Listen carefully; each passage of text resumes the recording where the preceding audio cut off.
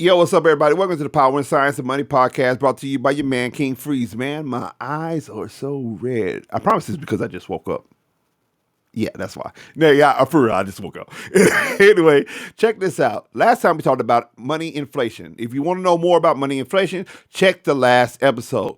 But today we're going to be talking about how can you beat inflation, because what happens if the money market is in, or the money supply is inflating and your money in your bank is not inflating? What happens is that you get left behind. So you want to take your money out the bank. Yep, you heard me right. Take your money out the bank. The only money that you should have in the bank is whatever you're using for emergencies. Some people do 3 months emergency, six, a year. Some people might do more. I don't know. But that's the only money that you want to have in the bank. You want to have that so you can immediately access it in case you have an emergency.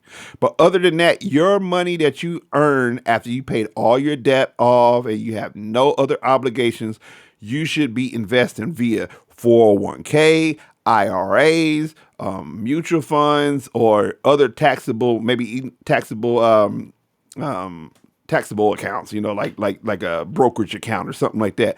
But your goal is to be growing at a quicker pace, or at pace at the bare minimum of the money supply growth. So if the money supply in America is growing by 10% a year, you want to be at least growing by 10% or more, because we're overachievers. So we want to make sure that we are looking at mutual funds, stocks, or other investments that we believe will grow at that pace or quicker.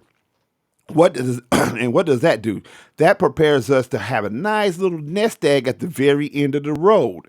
And on top of that, you're not going to be pulling any interest that you earn. You're going to leave that in there so that it keeps rolling over and interest keeps building on top of interest. That's called compound interest. We want to keep compounding, stacking on top of that. And then we're going to interject even some more compounding by adding additional funds on top of that weekly, monthly, or whatever schedule that fits your budget.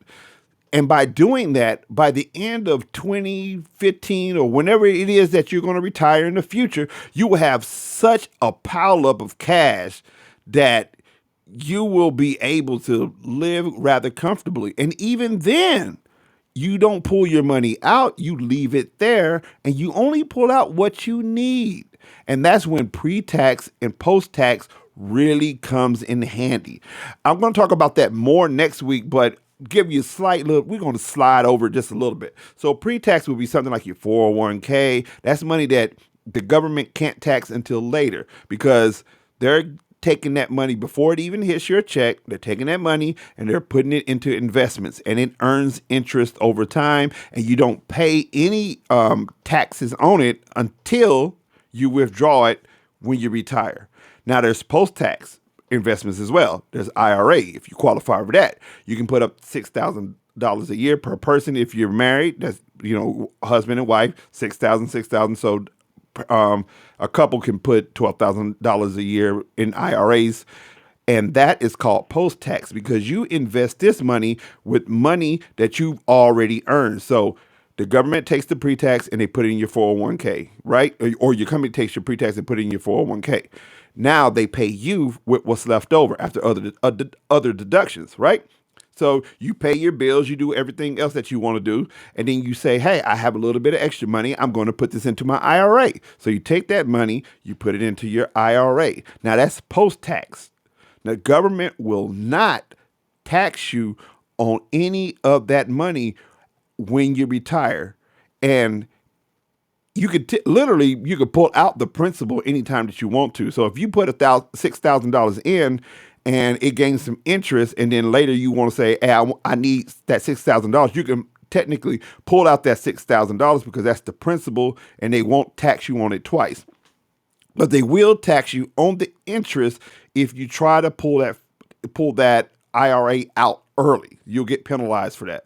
But here's the sweet thing about it. We're not going to pull our IRA at all. You're going to keep investing into your IRA, 6,000 a year, 12,000 for a couple a year, and watch that money compound and grow over the years. And then once we retire, guess what? The government doesn't tax any of that money at all. So that entire principal plus the interest At retirement, you won't get taxed on it when you withdraw it when you reach your retirement age, whatever qualifying age it is. I believe it's 60 that at that point you can pull it out. So check this out. Now what can you do? All right. So now you can pull a little bit of money from your 401k, right? Now the government's going to tax that withdrawal from the 401k because remember that's pre-tax or tax deferred. You're just kicking the can down the road. So you kick the can down the road, and then now the government's like, all right, now you withdrawing. We're going to take our cut. We want our cut, right? But far as the IRA, you can withdraw from that as well. So let's say you needed $40,000 to live a year. I'm just making up a number. So you can pull technically $20,000 from your 401k. That will be taxed at whatever marginal or average tax rate that will be. And then you can pull another 20K from your Roth IRA, and that won't be taxed at all. And what does that do? That allows you to pull out $40,000 of income, right?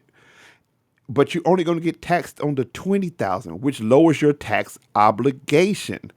Right. Because had you pulled all your money, that 40,000, all from your 401k, the government will tax that entire 40,000. So you want to lower your tax obligation so that your money can, go further. Now that's the tip. I'm gonna go more into detail on that next week. But this week we're talking about compounding interest and outpacing inflation. And that's how you do it. Compound it. Find you investments, take your money out the bank, leave only an emergency in the bank to handle those small little emergencies that might pop up like COVID-19. And you want to take the rest of that and you want to invest it in the market and grow it. Make your money grow more money. Because then you get to the point where at the end of the road, after all this compounding interest, after everything's done, you want to have such a big nest egg that you're just sitting there not worried about anything at retirement. Your money's growing on compound interest at a consistent 10% or more rate, keeping up with inflation or outpacing inflation, and you are drawing off that money either from your 401k or from your Roth IRA, which, you lowering your tax obligations, which allows your money to go further and allows you just to live the sweet life at retirement. And that's how you outpace inflation, because we're part of the system. I don't believe in the system for various reasons, because it really devalues or debases the currency that you're using. And unfortunately, this is the game that we have to play, and I'm going to teach you guys how to play it smarter. So I hope that you understand. If you have any questions, hit me up. I'm here anytime that you need me. Your boy is here to help. I only have 3 followers, so if you hit me up, I can respond rather quickly. So it doesn't matter where you are at in the world. I promise I'll reach out to you guys. Now, that is my tip for today. Tune in next week, next Wednesday, where I will talk more about post-tax and pre-tax investments to help you outpace inflation and keep ahead of the game and stay ahead of the game. This is your boy, King Freeze. This is the Power and Science of Money podcast. And until next time, peace.